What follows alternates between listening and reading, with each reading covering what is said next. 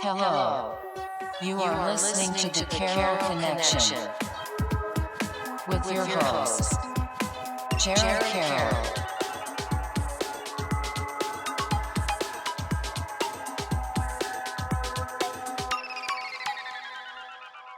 Hey everybody, welcome to the Carroll Connection. I'm your host, Jared Carroll, here to bring you guys another great episode. I did want to take a chance to shout out last week's episode 209 with CXM Production, and that was Cam's second appearance on the podcast.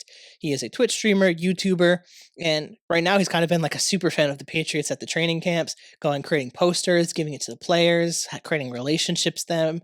Got actually a letter from the Patriots organization thanking him for his dedication to the team, and he's working on being a full-time content creator at the moment, and he's kind of talked about why he's trying to do that and pursue that. So you can check that out at thecarrollconnection.simplecast.com. Also available Apple Podcasts, Spotify, and all the major listening platforms. If you'd like to watch your podcast, go on YouTube, search the Carroll Connection or at Jared M. Carroll, and it should pop up. And if you want to be a guest or return as a guest, hit me up on Instagram at Jared M. Carroll or at the Carroll Connection, and we'll set that up. As well as if you could check out the 5 Pillars to Creating Meaningful Life, only available on Amazon. If you get it, please review it. Submit the review on Amazon. It helps me in the algorithm and it goes a long way. So that brings me to today's episode 210 with Anthony from DGT Studios.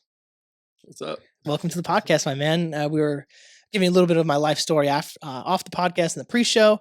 Really excited to kind of talk to you about why you do what you do and get into it. But how I like to start is kind of just who you are and what you're doing currently. Yeah.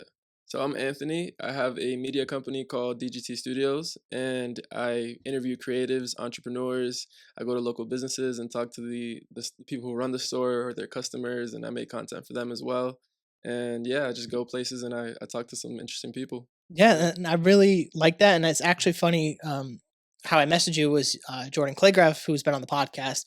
You interviewed her, and that's how I initially saw you. So shout out her, and I'm really excited to talk to you about a lot of this stuff. So, and we'll get to that a little bit later in the podcast. So, switching gears to kind of opening up the podcast and your life story is how I start with family dynamic. And for any new listeners, I always kind of give them a little rundown of why I do it. And when we're talking about your life story, I always use this like metaphor of kind of like when you think about of a house, you think about creating a house, the foundation's always like the most important piece. And I always look at family, whether it's good, bad, ugly, in between.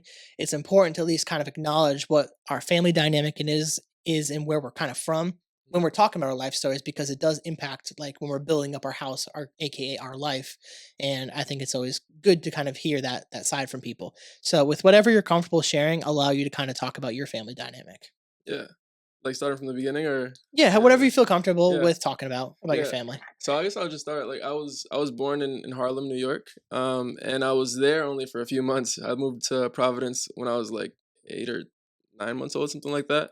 So yeah, I grew up here with my mother. Her and my father separated.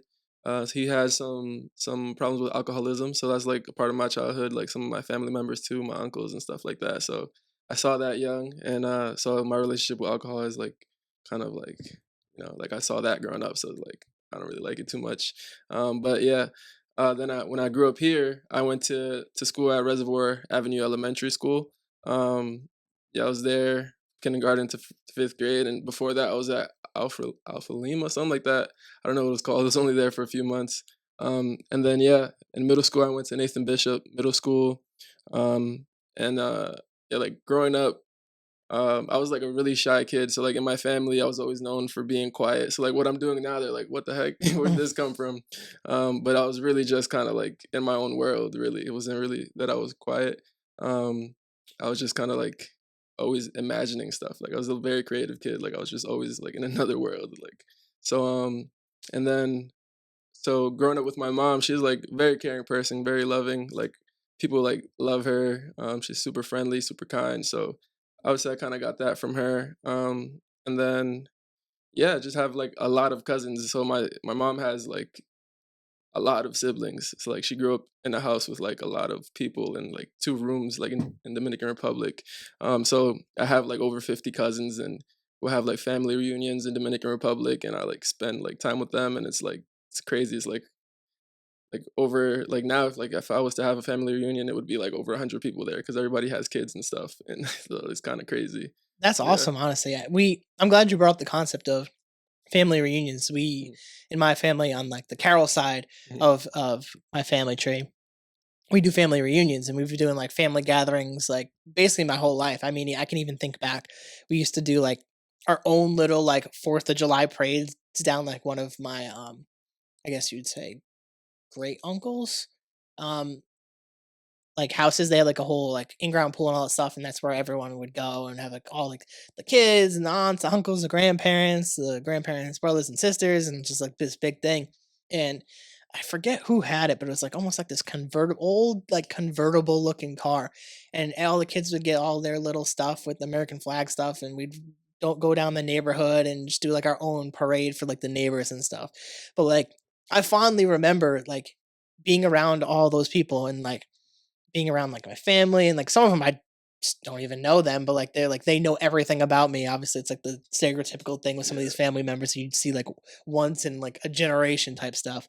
But as I got older, it became more consistent and seeing like all these people, and then you look at like the elders of the family, and it's like it's crazy to like think that all these people are here gathered because a few people decided to get together and create families and create all of us and to be around all these different people with their thoughts and their opinions and we're all united under the concept of family is such a beautiful thing because I feel like you don't have that all the time with everybody and like a lot of people don't have family reunions and like obviously the joke on social media lately has kind of been like I don't want to be around my family. I just get away from them. I just want to move and be solo and all this stuff and I've always been a super like I've been super big on family Hmm. because I love my family. It's like it kind of defines me. I mean, my last name is on the podcast. Like I want to represent my family in a positive light and everything that they've stood for and what they've done to even give me the privilege to do what I do now. Like it stems from all their hard work and what they've done as people. And to see all of them gathered at family reunions, we have one scheduled in I think it's July 2nd this year.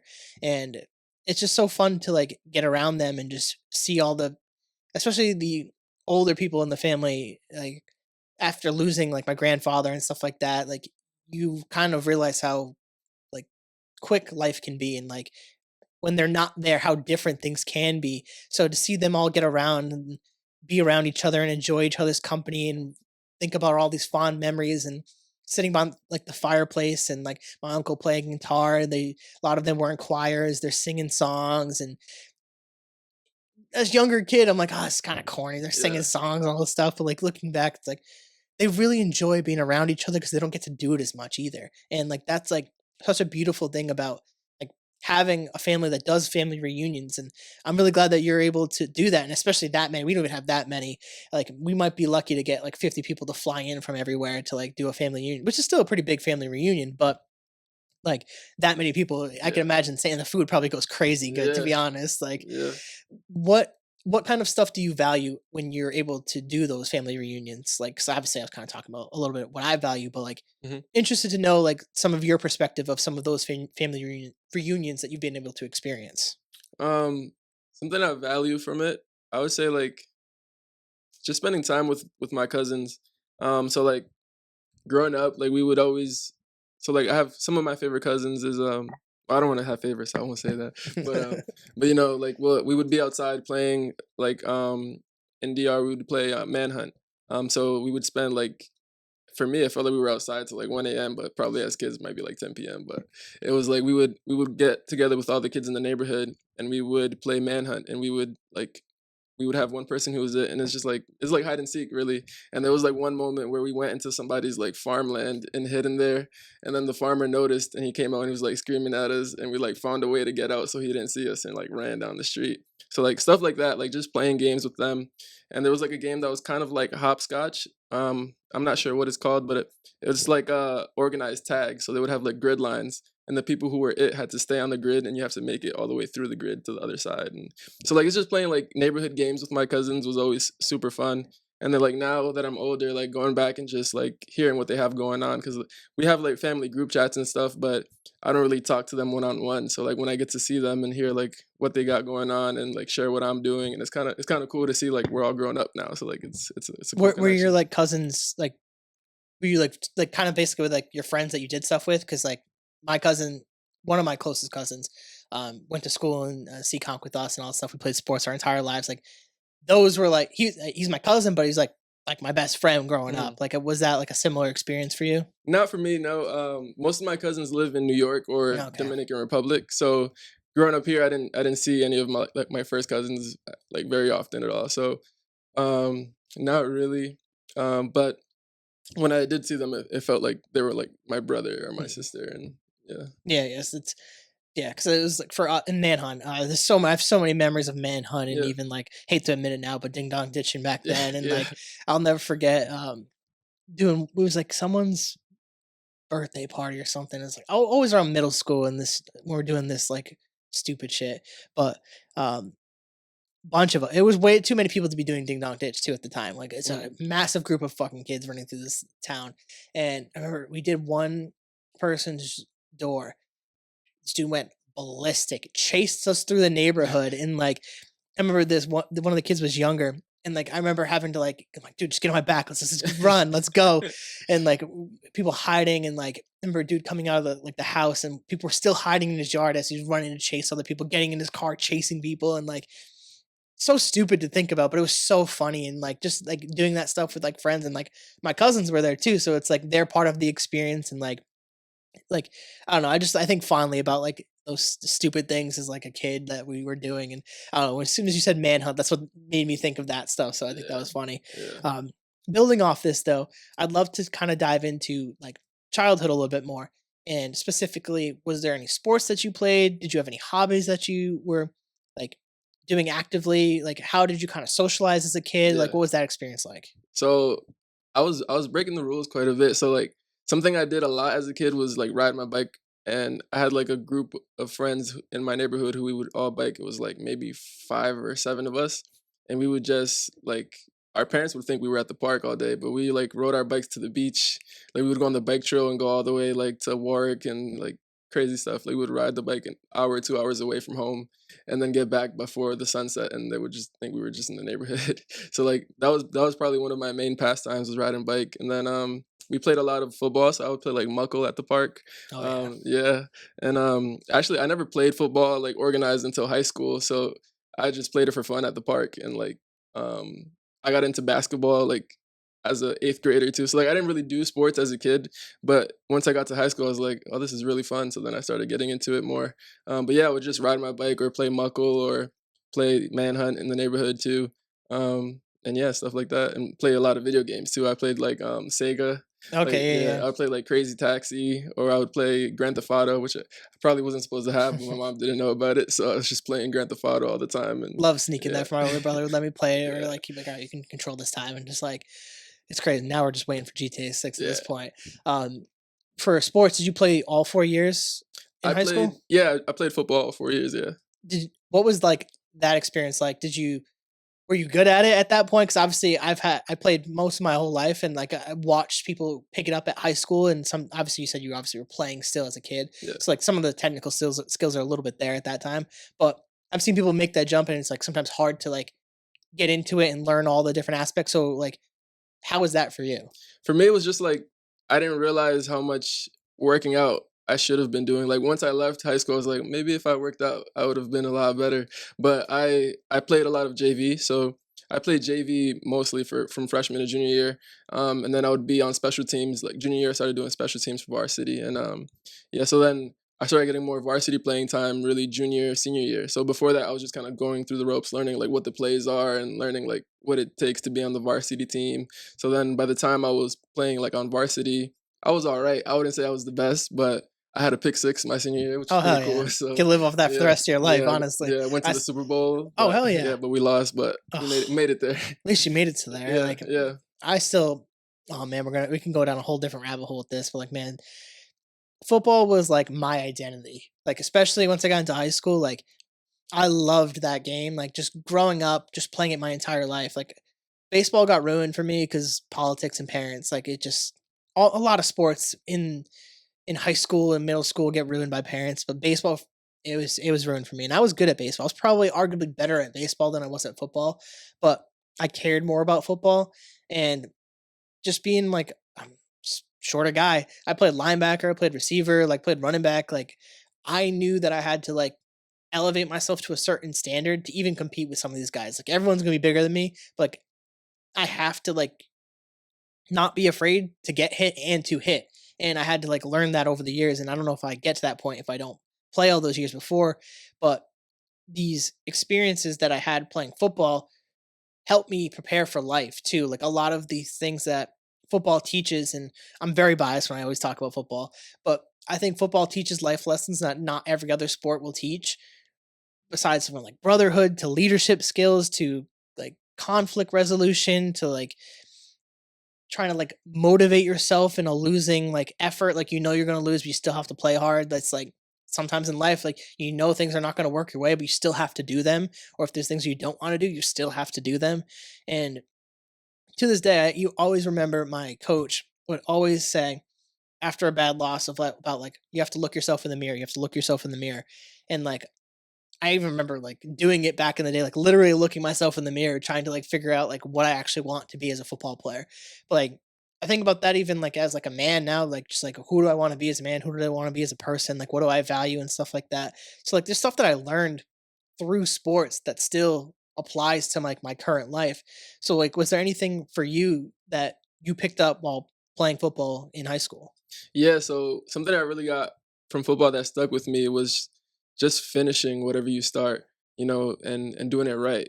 And so like I went to school for architecture, and that was like something that I really like because like architecture is a tough thing to go to college for because you're like there all night, really. So like I would just think about like I just got to push through. Like I know I'm gonna get to where I want to be after this, so I just stick to it and just grind it out and it's gonna pass by. So like I kind of got that from being at football practice, exhausted, and just pushing through to finish at the end of practice and getting to the game, and like just knowing that the work is what gets you to the game, and then just just doing what you can to stick to it. Yeah, Yeah, and a yeah. lot of it is like the stuff that you do on the practice field does translate, even though practice is the worst, like Mhm. the running is the worst. Like all these things add up over time. And it's like I've learned that through the gym, I've learned that in the podcast realm. Like I don't get to like this point in the podcast of creating a book and all that stuff if I don't start with the research of a podcast, buying a laptop, buying the microphones, setting up a schedule, setting up kind of like a script or a prompt of stuff that I want to talk about on a podcast. Like all that stuff is boring and tedious and like you don't want to do it. But like you need to do that consistently to establish yourself as a podcaster and create a podcast and a platform. Same thing with the book. Like I created a whole standard for myself of like writing 30 minutes a day. Like whether it's researching for 30 minutes, whether it's writing my outline for 30 minutes. And if I go over 30 minutes, awesome. But I can't do less than 30 minutes. I have to do 30 minutes. And you'd be amazed at how much progress you can make when you set up a schedule like that. And it goes into like kind of like the finishing what you start type of like mentality where if you're going to start this, you better finish it. And you can't just quit because things get tough. Because a lot of people are going to quit when things get tough. And if you want to stand out from people that are also doing what you want to do, you have to finish. Because like a lot of the time with consistency and achieving goals that you want in life, the ways to do it is just keep doing it. Do it longer than other people are willing to do it. And you have to figure out how to create a routine around that that works for you because if you create a routine that's not sustainable, you're going to quit. So a lot of it is figuring out what works for you. And it was the same thing with football on the practice field. What is your routine that's going to help you succeed on the actual game field, in the practice field, and in the locker rooms? Like, what are you doing after school? Are you doing study hall? Are you eating junk food? Are you doing this? Are you doing that? Like, are you looking at the plays? Are you watching film? Are you sprinting on every chance that you get in every route? Because you're not going to do that every route. Let's be real. Like, there's going to be moments where you do slack off and you do not do what you're supposed to do. But creating that routine and that habit of doing things that way you're supposed to leads to you most likely finishing what you start. And it starts with all that stuff. So there's a lot of stuff that football teaches. And I'm glad that you're able to experience that. Because part of the reason I talk about sports is I think you can quickly tell people who never really played sports and like some of their habits or some of their belief systems. Like there's things that you learn in sports, not just football alone, but like all sports Yeah. that carry in life and set you up for success in different ways. Like even just like relationships in the workforce. Like you're gonna have people that you don't like at work. And like just you like you flash back to school, there was people probably on your football team you don't like. but they're your teammate, they're your coworker. You're gonna have to figure out a way to like commingle and work together to achieve a said goal. Like that stuff translates, stuff like that. So I think it's a great example of how that stuff builds on that. And I want to actually pivot a little bit because you brought up you being a creative person. Mhm. How did that kind of like develop throughout your youth? Like, in what moments did you start? Were you like creative, like drawing? Were you creative, like I don't know, like video games, like collecting stuff? Like, where did you see this creativity start to like blossom for yourself? Yeah, so when I was in like kindergarten, I was a big drawer. So like I would spend a lot of time drawing cars. Is really where it started. I would draw cars. When I was like 4 years old, like I had a vision of me being a car designer. Like I just like there was like a random like spot on a wall, and I was just imagining it being a car, and like I was like, "Oh, I could draw it this way, and like so then I was really into drawing cars, and there was like one time in I think it was fourth grade, I figured out that if you have glue and you leave it on a sheet of paper and it dries, it becomes clear. So then I drew something and I put a bunch of glue on it and I left it in my desk. And then the next day at school, I just cut it out. So like I had like this like laminated kind of like drawing. And I was like, it's kind of cool. So like I just always did like stuff like that. And then in middle school, like in art classes, I started to realize like I was actually like good at it because I did like a self portrait and it looked like me. And I was like, oh, I'm actually kind of nice. And then yeah, and then like just stuff like that. I always loved drawing. And then when I got to college, I took some art classes and they taught us like a method where you hatch, like so you do like hatches to make a subject. And then my professor would always be like, "This is amazing, like you should do more of this." So I was like, so it's always like there, but I never really leaned into it fully. So I always had that kind of Did that ability. like creativity? Because I know you mentioned architecture. Did that Mhm. kind of like inspire a little bit of that direction of like your career at the time? Like, go because like I'm assuming this was college, like where the Mhm. architecture stuff starts to come into play, Yeah. right? So I decided I wanted to be an architect my junior year of high school. And it wasn't even because of drawing. It was because I played this game called Castle Miner. There was like Okay, yeah, yeah. yeah, it was like a knockoff of what's it called? Of Was it Minecraft, right? Minecraft, a That knockoff game of that game went Minecraft, yeah. hard, to be Yeah. honest, dude. I remember playing that all the time, Yeah. dude. Like that was the one that had was there like a flying like weird dragon almost in that one? Yeah. Like I remember I can't remember vividly, but like I know I played that on Xbox Mhm. 360 specifically. Yeah. And because this was like I want to say I don't know if it was sophomore or junior year for me, but I do remember this game specifically because it was the knockoff of Minecraft, but it was like super fucking Yeah, fun. I didn't even play it like in like the game mode. I would play it in creative mode with my cousins. So like I would be on 360, and my cousins were in DR at the time. They moved here now, but we would play online, and I would be telling them like the floor plan we should do, how we should draw this house, how we should make this house, how we should make this skyscraper, and I would be organizing everything and telling them what to do so we could build it faster. And one of my cousins was like, "You should just be an architect. What are you're doing everything already?" And I was like, "That's interesting." So I did my research on it, and I was like, "Sounds like a cool career." So then that's when I was like, I'll do that." Yeah. Yeah, so that Yeah. was kind of like the path like after high school. hmm What was that experience like deciding you were going to go to college? Like was it an easy decision? Like how would the schools help you? Like was there family influence? Like what was that like? So for deciding to go to college, I knew I wanted to go to school for architecture while I was applying. So I just applied to schools that had architecture programs. Did you stay local for that? I did. I went to Roger Williams University down in Bristol, and yeah, they accepted me right away. And I knew I wanted to go there because the year before I had visited, and I really liked their campus. They're on a peninsula, so they have like the ocean on Mhm. three sides, and I love the water. So once I got into there, I was just like, I'm just gonna go here. I didn't even care to really look at other places.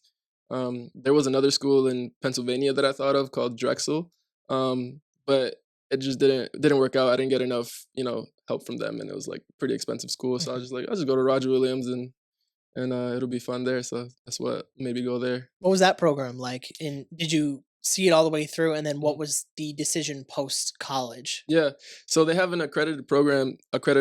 So I stayed there for my master's as well. So I did a 4 year like undergrad, and then I stayed there for a year and a half and got my master's degree. Um, I didn't do any internships during the time. I just went to school and learned there, and then I would just do my thing in the summer and kind of just relax. How was that decision? Because I know Yeah. that, and if you don't want to talk about it, you don't have to. Mhm. But like that decision of not taking the internships, because I remember I was doing accounting and getting to the point of junior year where I didn't really know what to do next. And like, I remember at least one of the mentors that was assigned to me was saying, you need to do an internship. You need to do an Mhm. internship. And half the reason I even got into the company that I did and moved to Texas and Georgia was because of an internship. So talk to me a little bit about that. Yeah, so it didn't really stress me out too much. I kind of always assumed I would get a job, but once I got to like my senior year, I started to feel the pressure a little bit of like, damn, I really have no experience. Like if I went to a firm, they would be like, you have no experience, like you can't really do much. But then once I decided I was gonna do the master's program, that pressure kind of went away. I was just like, oh, I got more time now.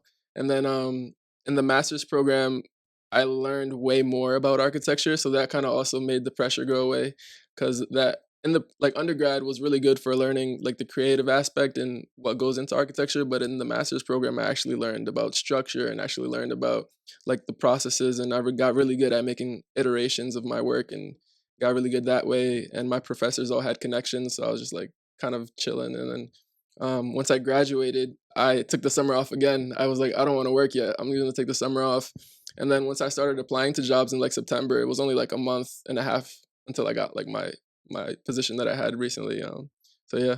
That's actually Yeah. really good though. And, but I think to like even build off that with the college experience and like internships, like maybe this just was my experience and I could be biased, but like I just don't feel like it's advertised as much as it should Mhm. be, considering like when a lot of people talk about like the joke of like you go into the workforce, you need like 1,000 years experience to even get like entry level positions and stuff like that. Mhm. Or a big part of it that they don't always talk about is the connections and the networking that you have to do to get those type of jobs. Mhm. Like for one of my internships, I didn't even know at the time I used to work at this hospital in Rhode Island that my dad worked at, and the person that I was applying for at this company in Providence for accounting had their uncle was like my dad's former boss, and then my dad went to school and became the boss. And because she asked me about it, do you know this person? I was like, sounds familiar, but like I don't know, like just could be someone. And had the interview. I had to talk to like four people that day, so like it was a crazy interview. It was like I don't know if it was like 2 hours or three, but it was like a crazy long interview. It was insane, and it was like a Fortune 500 company, so it kind of makes sense looking back on it. But like it was whatever. So my dad, I'm like, do you know who this person is? Like they asked me about it. It's like, oh yeah, so and so. Reach out to them and reach out to them and shit, you not get the job. Like it's just straight up through just a connection that Yeah. because I worked the place on a resume, and she's like, oh, you know this person, and my dad happened to do it, and it led to that thing. But it's if I don't have that connection there, I'm just another person in a list full of people applying for this position. I don't know if Mhm. I get the job. Realistically, I don't know. Mhm. And that goes in the point of just like network matters, connections matter, relationships matter, and then these internships can matter too. Like obviously you were lucky enough where you got a master's and you obviously had the knowledge and connections where it led to a great position for yourself. But I don't want to speak for you. I don't know if it was a great position or Mhm. not. Like I'll let you talk about that if you want to. Mhm. Um, but having those things are super important. And I feel like not all the time in college that it's like talked about or in your face. At least I didn't feel like it was until like I started talking to my mentor about like, hey, like, should I be doing this? Like, Mhm. he's like, yeah, probably should be doing that. Like, I remember I had to switch mentors to a professor that I just personally like because the other one was just going through the motions. Like, all right, you have to do this class, this class, this class, and that was it. And I was like, what's the Yeah. point of having a mentor if you're not going to actually like mentor me or guide me, or an advisor role that you're not going to advise me in what I need to do besides just to graduate? Because like if I just graduated and didn't do internships, Mhm. I don't know where I end up. I probably end at some low level like accounting firm, like a local business or something. And who knows if I even get to the place or have the experiences that lead me to even create a podcast. Like everything happens for a reason. But how is the experience leaving college? Because like obviously what you do now is kind of different than what you're doing like or leading to doing after college. So kind of walk me through this decision, then we'll start getting into some of the passions between the clothing brand Mhm. and DGT Studios. Yeah, so when I graduated college and started applying, so like the company I worked at, none of my professors even knew about it. So it was like I was just like grinding. So like once I decided, all right, it's time to start applying to positions, I would wake up and I would work on I think I did 3 a day. So I would find 3 companies. I would just go on Google Maps and I was like I want to work on the coast. So I would just go along the East Coast and pick 3 every day and apply to them, and I would like do research on them. and like write an email saying what I like about their company, and then I would cater my resume to them, and then I would send my portfolio along with that. So I did that 3 times a day, and then I would start to hear back from them. Like within like 2 weeks, I started to hear back from a few of them. So I was like, oh, it's working. So I just keep doing this. And then the position I did end up getting was here in Little Compton. So I worked there for about 2.5 years. I recently just left, so I'm doing this full time now. And I do some what's it called? I do freelancing for them now. But yeah, basically I just applied to places, and then once I got the position, I just went in, and then the next week I started, and it was a cool experience. I really liked the area there. Yeah, that's actually really cool. Like even process that you Mhm. went through to even find Mhm. a job like that to like, all right, let's look at all these different places along the coastline and like that's actually I don't know, I think that's really cool personally to like know what you kind of want and then cater that and then low key like important little tidbit is like catering your resume to what they're looking for too. Like that's an important piece that like not everyone's willing to do is like doing the research on the company and then creating like so you don't have to like rewrite the whole resume. Like you just gotta tweak it a little bit to what they're kind of looking for and their values are, and then they're more likely gonna be interested if they see those keywords because like a lot of the time, especially now, those like HR like stuff, hiring stuff are AI. So they're gonna be looking for certain specific things. And if you could cater the resume to trigger those certain like flags, like, all right, this is gonna be a good candidate, Yeah. boom, you're gonna get a chance to at least get the interview. Yeah. Because once you're sitting in front of a person or doing a virtual interview, that's when your expertise or your knowledge or your ability to speak to people really gets to come out and you could win someone over in a job interview that way. And like underrated skill is being able to talk to people. Like Yeah. it's crazy and like to think about where humans should be like talking to people, but like knowing how to like speak and say the right things to the right people goes a long way Yeah. with being successful. And like I had to learn that through podcasting. Like my work career got better once I started doing podcasting. Like I remember my one of my bosses in my internship would always be like, "You're just like you're really quiet when you're around everybody else, but when it's one on one, like it's like a totally different person." I'm like, yeah, I don't know. I just always been good as a one on one. This is prior to me doing the podcast. I should have seen it then. Yeah. But like after doing the podcast, like I'll be willing to lead like team calls or team meetings or help people or like I do like procedure walkthroughs of like what I do and stuff like that to different like leadership people. Mhm. And it just fit to me. I always put on like the podcaster hat and like, all right, let me just like speak how like I speak, and people do resonate when you're actually authentically being yourself, even though you're putting on a work hat and being a little bit different. But like, if you know how to talk to people, you're gonna go further than most people because a lot of people don't want to speak to people. Like I'm an introverted person, I understand that. Like talking to people is sometimes my least favorite thing to do, and especially it's about stuff I don't really care about. Yeah. But if you're good at speaking and you're good at talking, it's going to carry you a long way. So it makes a lot of sense that you're able to learn that skill of tweaking the resume and doing that. I think that's like fantastic, honestly. And honestly, congrats to make that decision to go full time with this stuff. Like that takes a ton of courage to like be willing to like this was a good career for me and I put a lot of time and effort into it, but I want to do something that like I'm passionate about. And I want to start diving into this Mhm. with was the clothing brand first? Was that like the first decision to start to like kind of launch this creative endeavor for yourself? Yeah. So I started with the clothing brand. I was actually only like, I would say like 4 months into my position as like a full time architectural designer, and then I got this idea. I was watching a Jim Rohn video, and he like kind of was like filling me with like this information of like, you have to create your own thing. You can work for somebody, but you should have your own thing where it can grow into something that can feed your family for generations. So I was like, what could be an idea that could do that for me? And then I always loved clothes and creating, so I was like, let me try a clothing brand. And so that's where the clothing brand started. And then yeah, I did that for about like a year and a half before I started doing media.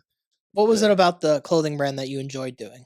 I enjoyed the designing part. So I designed the same way that I would draw a building. So I would be in AutoCAD, which is the program I draw floor plans and sections and elevations in, and I would draw hats. I'll do the same thing for a hat. So I would draw the section, elevation, like perspectives of the hat, and then I would design it that way, which is a little different than like a typical designer would just go in Photoshop or like Yeah, So yeah. it was a different angle, and I was like, it's kind of like the same thing, and then I'm also creating something I could wear.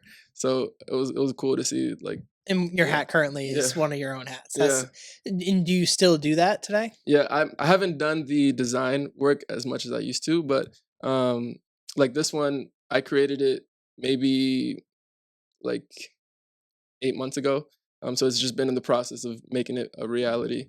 So like now, the way that I do my creation process for clothes is I'll have like a notes open in my phone, and I would just write down all my ideas, all my concepts, and then I'll just have like pictures of things that match that, and like I'll do like visualizing it that way, and then once I have an idea, then I'll go through and I'll draw it. I love that, Yeah. honestly. I do the same thing with like the note taking. Like with me journaling, because to me it's the same thing with journaling. It's like the typing in my phone is like journaling to me, even if it's just one idea. Like, gotta write it down, 'cause if I don't, I'm gonna lose it and it's gone forever.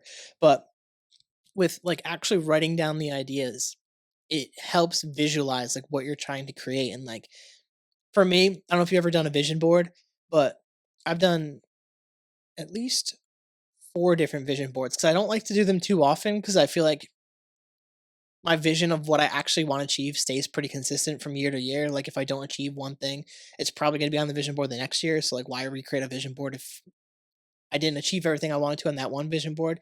Like certain things might be there, but I still have the same vision. I know what I'm trying to go for. Hmm. And I mean that takes a whole process to figure out what you actually want in life. It's a different conversation. Hmm. But writing those ideas down and visualizing is so important. Like I shit you not, with this book, like I visualized that, like seeing it on Amazon, like before I even had the cover, before I even had like the full name like written, I could see my book on Amazon. Like same thing when like the podcast, like getting it on Apple and Spotify was like the biggest thing for me. And Hmm. then getting on YouTube was a whole nother step. But like seeing it, and then once you actually see it, how validating that experience actually is amazing. And I love what you said about like kind of creating your own thing outside of work. Hmm. Because I mean, I was telling you even about my podcast, and like kind of like that same thing of like how like I work a 9 to 5, but like I wanted to have that thing outside of that. Like I like work can be identity for some people, but like for me, I didn't want my work to be my identity. Like when you look at me, when you look at Jared Carroll, there's more to that than just the guy who goes to work and has friends and loves his family. Like there's more to that. Like it's great that those things exist, but I wanted to create something that I look back on and I'm like actually proud of, Yeah. and to ignite this like creative aspect of myself. I feel like we lose that through like just growing up and life, and things just kind of beat you down, and you get to a space sometimes when you're so down, it gives you the chance to be creative. And that's what kind of happened with me, where this podcast just blossomed and the ideas just naturally came. And sometimes I feel it's like a calling almost, like a sent, whether it's from God or like the universe, whatever it is, that you have to answer that call. And if you do, it could really change your life. And that's what I feel when it comes to like these passions, or you're talking about your clothing, or you're talking about your content that you're making currently. Like when you listen to this like voice almost and like follow it through, it leads to so many great things. And I don't think everyone is like ready to do that. But if you're willing to like listen to like us talk about this type of stuff, like that concept itself is insane once you kind of like break it down on that level. Yeah. So it's like for you with the art, especially not the art, the specifically the clothing, what else did you make besides hats? Were you doing sweatshirts? Were you doing shirts? Were you doing pants? Like what all went into the clothing brand? So I just did hats. I started off with foam trucker hats Okay. because it's a type of hat that I like to wear. So I wanted to be when I was creating the brand, I wanted it to be a niche thing. At first, I was just gonna do hats for like, a few years, and Mhm. then once the hats blew up, then I would go into like hoodies and sweaters and stuff like that. So that was my game plan with that. So I only have hats right now. Basically, I had started a design for a hoodie, but I kind of put it on the back burner once the media started taking off. So I'll probably be doing that sometime next winter. But yeah, it's all hats right now. Yeah. Was there any fear in starting this journey for yourself, whether it's the content, the clothing? Like I know for at least for myself, to kind of give an example, is the fear of the other people in my life that are gonna be like, why is he doing this? Why is he doing a Mhm. podcast? Like, was there any fear for yourself launching the stuff? There was a little bit, but not really. Because I still saw myself being an architectural designer, which is what people wanted me to do. kind of. So I was still doing that and then also doing this creative thing. So I saw it more as like a hobby that I was monetizing. So I didn't really have any fear with how I was going to be judged. When I started doing the videos though, there was like the interview videos that was done like a year after me already making content. So like I was already used to talking into my phone and throwing it out into the internet where I don't know who's gonna see it. So like that first thing of just talking to the phone was what took the fear away. So like the first few weeks or months of me just talking to the phone was like a growing moment for me where like eventually I didn't care who saw it. Like I used to post on Reddit, and Reddit is a wild place. Like people would be talking so much crap on there and like saying, why are you posting this, and like all this crazy comments. So like that kind of prepared me already for like what the internet could do, and I just like, I don't really care what you think. Yeah, once Yeah, you get like your first like handful of negative comments, it changes your content journey completely. It's like, all right, well, who is this person? Why are they saying this thing? And then you're like, who cares what this person thinks? And then anyone that even knows you, like it doesn't even like mean anything as much as like that point. Cause like I remember I was telling you about my TikTok journey and stuff like that. And that was like built alongside with the podcast at the time and my experiences. But I remember some of the hate comments of just like, "What are you talking about, dude? Like, get over it!" Like all these things. And um, for me at the time, it was like when people would say, "Get over how I'm feeling," it almost like fueled like the podcast in the sense where like I had talking points of like examples like this are why people struggle with mental health. People like who say these things are why men don't want to speak out about things. And it added like fuel to the fire almost of like giving me ammo where it was like, these are real life examples of people like pushing other people down. And like they probably have something in their life that's making them say this. Like clearly, if someone's telling you to get over something, someone in their life probably told them to get over something too. And it you don't know where it comes from, but having a little bit more sympathy for those type of situations, obviously, you don't know what kind of people they are, where they come from, who they are, but not letting those comments affect you and your craft goes a long way with succeeding in this place because like it's super competitive. A lot of people make content, so you have to figure out how to navigate that. But getting out there and just posting is easier every single time until it's just normal. yeah, You have to like normalize like posting content. Like it sounds weird, but like when you're trying to like motivate or inspire or connect and share ideas or your own opinion, hmm you open yourself up to criticism, but you have to allow that to exist. Like people are gonna have their opinion, you just gotta let them. yeah, Like you can't worry about X person or Y person. Like you just have to do what you're gonna do, and you're gonna attract the people that are meant to be in your circle.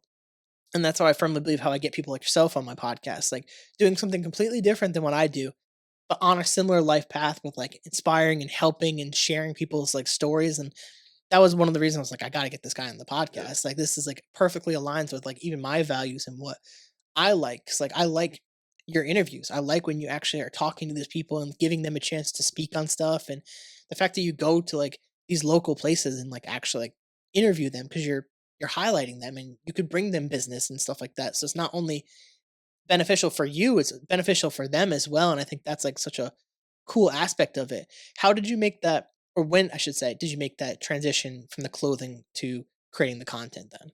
yeah. So I made that transition this last summer in August. So I had a clothing brand event. It was my first event, and I had a bunch of local brands there. I think I had like 5 or 6 brands, and I was leading up to it. I was thinking, how can I promote them, or how can I promote this event so more people know about it? And then I had already had the mic that I was using to talk into my phone. So then I just took it there, and I just set up my camera there, and I was talking to people there and asking them about their brands and stuff like that. So it's kind of just like that moment expanding into like what I do now. It's the same thing, but with different people and different businesses, and yeah, it's just grown from there. And I also wanted to say, like, going back to like the last topic, Mhm. something I tell myself all the time when I'm like when I make something that I don't feel the best about, or that um I don't feel is my best work, I just tell myself it's one of thousands. Like I'm gonna have thousands of videos, and this is just gonna be one of them. So like that's a like something that I'll tell myself to like make myself feel all right. It's just like an iteration, kind of like in architecture. It's an iteration of my work, and this is like the journey of me going to where I'm gonna be next. Yeah, I love Yeah, that because there's videos and clips of me saying stuff that I'm like, dude, that was terrible. Like, yeah, or if I go back to an old podcast, I'm like, dude, what the hell am I saying on this? Like that's part of it. Like you're gonna somewhat maybe cringe at some of the things you've done or said or edited, and like it's fine. That's like one of 1,000. Like there's going to be millions of this stuff if you keep doing it for as long as we plan to, and you just gotta let it be and exist and just keep creating. Like you're going Yeah. to be a different person every time you do a video. Like if you're constantly working on yourself and constantly wanting to change and grow, you're going to be different, and that's a good thing. Like my biggest fear was always being stagnant, like staying in the same place, doing the same thing. Like there's a difference between being stagnant and patient too. Like you might think you're being stagnant because your content might not be growing the way you want, or you might be living with your parents because you want to get a house, or you might be in a job that the career growth might not be where you want it to be, but you're still working on stuff to get that next job, to get that house, to create that next best video that's going to get those viewers that you want, or the followers, or the connection, or that relationship that you want. Like you have to keep doing the thing. Like just because you don't have it right now doesn't mean you're stagnant. If you're putting in work every single day, it's the same thing with the gym. Like you might not see the progress if you go for a run today. Probably not going to see any progress. But if you go for a run every single day, you're going to start seeing some type of progress, unless you're eating like 3,000, 4,000, 5,000 calories a day. That's completely different. But like it's the progress, it's the day, it's days after days. Like that stuff adds up, and not everybody wants to do that or is ready to do that when you hop into especially content. Like super overwhelming when you get your first video and you get like 100 views and like 2 likes. Like Mm. that's tough. Like it hurts. It's like damn. And one of those likes is probably you. Like so it's like, oh man, that sucks. But like then you get a video hits 1,000 and like 50 likes. Like okay, start doing the math on a ratio. Like for me, like when I first did the TikTok stuff, like I got 1,000 views and 100 likes. That's 1 in 10 people like my video. That's a great video. Like if 1 in 10 people walk around, liked what I just said or liked what I did, I'd be really impressed. Or if I do a podcast and I get like 50 YouTube views and like 20 audio listens, 70 people. I just have 70 people were in front of us listening to us have a Yeah. podcast. Like that's insane. And we forget that because we see the big numbers on social media. So, oh, X has like 1 million followers, or this person has 2 million views on this video. And you're like, wow, that's crazy. But it's like, contextualize things, and like perspective matters. Like you might not be where that person is. You might not say what that person says. You might not be in that niche that person is. Like it's okay. Like you have to be on your own path and in your own journey. And I really like that you're going out of your way to meet these people. And there was a clip that you had where I think it was something along the lines of you talked to, I think it was what, 5 to 7 people a week or something like that. You're trying to like Mm. at least interview, and you want to get to like 50. Like that's like the Yeah. goal. Like that type of motivation and dedication to it is inspiring to like actively want to do that, because on some level it's probably comfortable to you now, but people might be watching like, I don't know if I could go up to like 5 to 7 people in a week randomly and ask them about these stuff, or 50 people. That sounds insane. Like where does that like, I guess, motivation or courage kind of come from to like initiate a conversation with a complete stranger? Yeah. So initially, actually, I don't do much of that anymore. It's more so like catering my feed. So like I'll DM a lot of people throughout the week, and then I'll start to see who's willing to come through or talk to me. And now I'm starting to get people reach out to me, which is kind of cool. And but initially, it was kind of something I had to like climb over. It was a hurdle, because like while I'm talking to like the person I'm interviewing, like there's no nerves or anything, but like going up to a stranger is kind of nerve wracking because like I don't know this person, and the worst thing they're gonna say is no, but still it's like a stranger. So one moment I had where I kind of got over that fear, because like initially I did talk to like a lot of strangers, but like it was 2 weeks into like me doing this. 2 weeks after my first event, I was in New Jersey and in New York, in Long Island, and there was a singer there called Guitarro 5000, and I walked like so he plays live guitar, and he'll have strangers just go sing with him, and and it says sing with me for free on his sign. And so he has like a crowd around him. He has like a camera that rotates, and it gets the crowd and it gets him. And so like I just walked up like through the crowd, and I asked him for an interview, and he was like, yeah, let's do it. And that was like that took a lot for me to do that, because like I almost left. So like my cousins and I, we were gonna leave the place, so we were in the car ready to go, and then I was like, you know what, I'm just gonna interview him, because like I had like decided I'm too nervous to do it. Then I was like, I'm just gonna do it. And then I like got out the car, they followed me there, and I just walked through the crowd and asked him, and he was like, "Yeah, let's do it." So like that was a moment for me where I faced that fear, and yeah, It helps build that like body of work too of like breaking that like almost like a little bit fear and like obviously nerve wracking. There's all these different cameras he's like performing and like to be willing to ask that because he could say no, like you yeah, don't know, and even like to go off like even if you're DMing them on some of they're still kind of a stranger, like you're just getting a chance to feel them out before hmm, going there and doing it or walking up to him. It's obviously a little bit different, but sending a cold DM still is it's like the same thing. It's just a little less aggressive hmm, versus doing it in person. So yeah, getting over that fear is still tough. Like yeah, even me just messaging you, like, I don't know you, you could just say no. I've had plenty of people say no. I've had plenty of people not even respond. Like it just like happens with it. I've had yeah, people recently, it's only the second time ever, book a podcast and then never even hit me back up like on the week of it. Like hmm, never responded, never nothing, didn't even show up, nothing. Just left it be. I'm like, those people exist and it happens and you just kind of like roll with the punches. yeah, I'm curious to know like what's been one of like the more memorable experiences with interviewing someone. yeah. So It could be one or two. Like I yeah, don't know if yeah, there's like a specific one. yeah.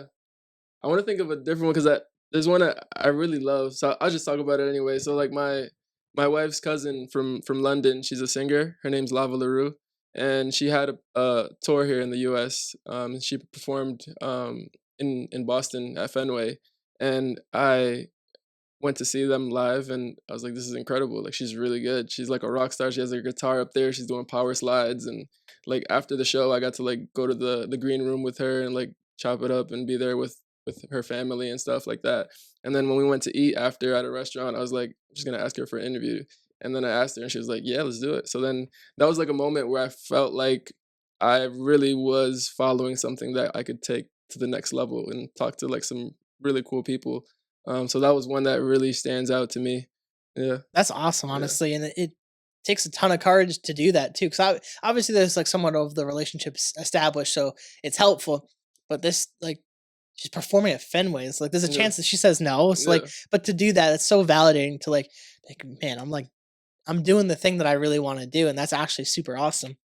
What's like the goal for the content going forward? Like obviously we're getting a little bit towards the end, so I want to start Mhm, asking some questions before I get to that last one for you. But mhm. what's like the goal for the content going forward?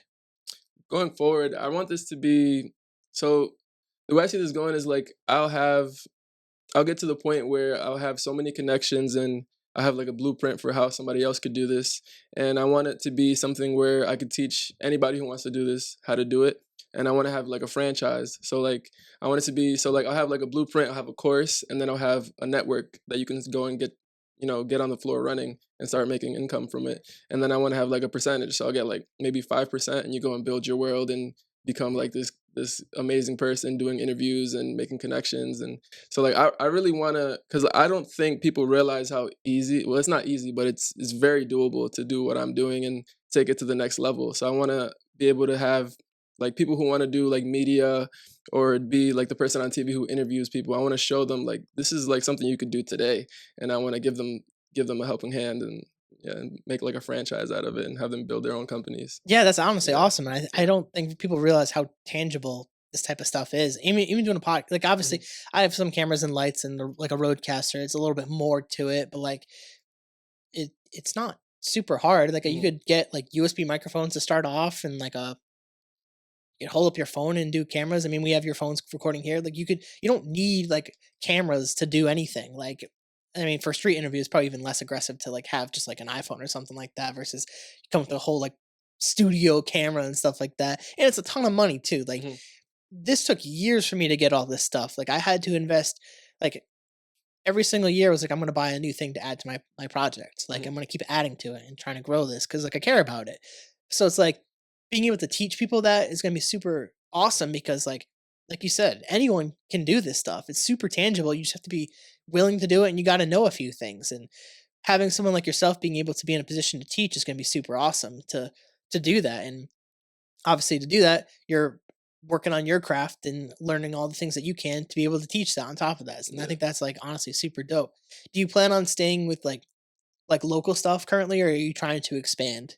Right now, I'm working on expanding. So I've been going to Boston a lot lately. So I film in Boston usually on Sundays. I go out there and I'll talk to creatives from there. So like, um, I'm working with people there who are doing some cool things this summer, like having community events and stuff like that. So I want to slowly build out like in New England, and then from there just start going globally and flying out to places like at the height of it. I see myself like well, not at the height of it, like initially I'll see myself flying to countries to talk to people, but then I want to have like a studio building here where I'll have like a set or like different creative sets that I then like apply my architectural background and design sets, and like have some cool people come talk in like different rooms and stuff like that. And so like it could become like something where um the set itself becomes like a place where people want to come see, so then they could go and visit the sets and like so Do like you envision like a possible podcast eventually from this mm. stuff too, like a longer format? Yeah, I've thought about a podcast. I think later on, I think I would want to do a podcast, but for now, I think like this quicker content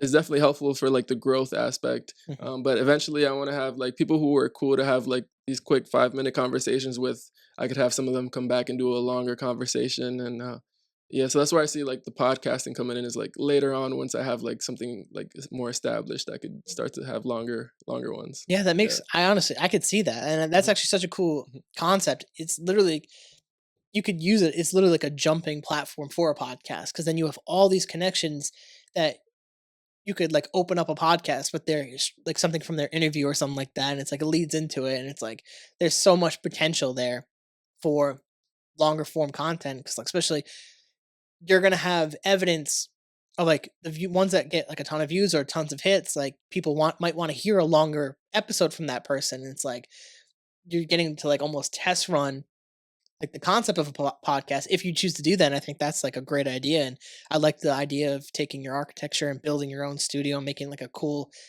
place that people want to come see and be in. And I could definitely see a lot of that stuff for yourself. And you're working on the skills as an interviewer, and it's constantly growing. And I think you're right with the short form content, the quick content. People are going to gravitate towards that a little bit more nowadays.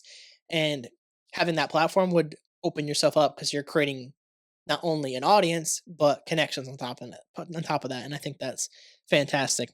You're getting towards like the back end. Mhm. I have that one question for you related to like passions. Mhm. But did we miss anything, or did you want to say anything aside from that?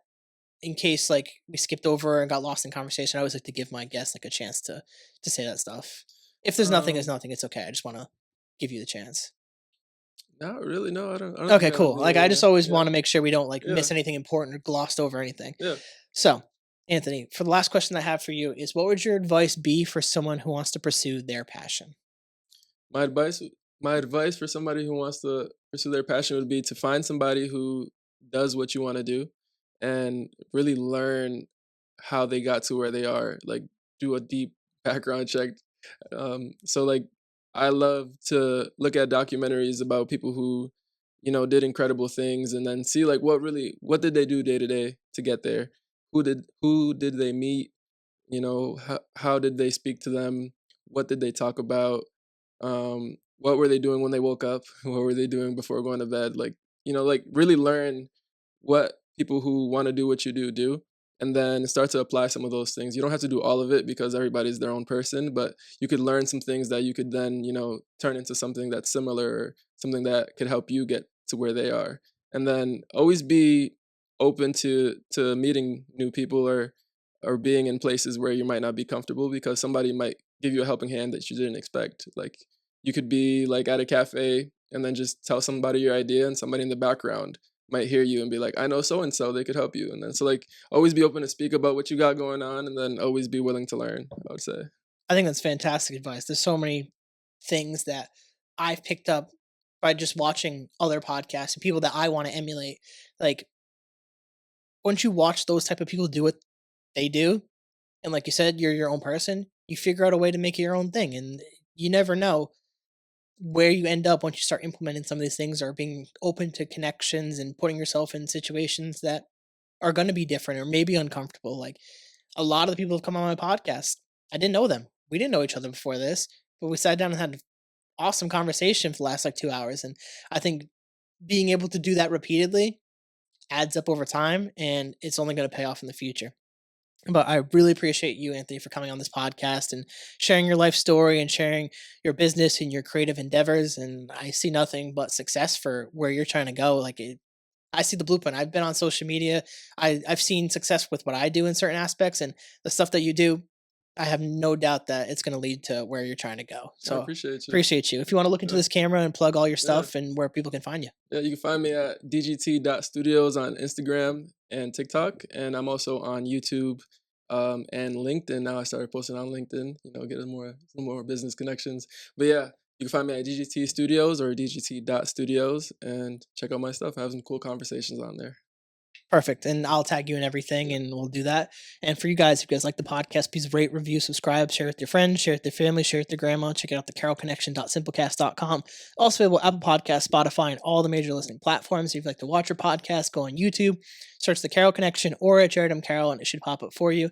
And if you want to be a guest or return as a guest, hit me up on Instagram at Jared M. Carroll or at the Carroll Connection. I'll set that up, as well as plugging the 5 pillars to create a meaningful life. Only available on Amazon. If you buy it, read it, submit the review on Amazon, goes a long way. So, till next time, guys, peace.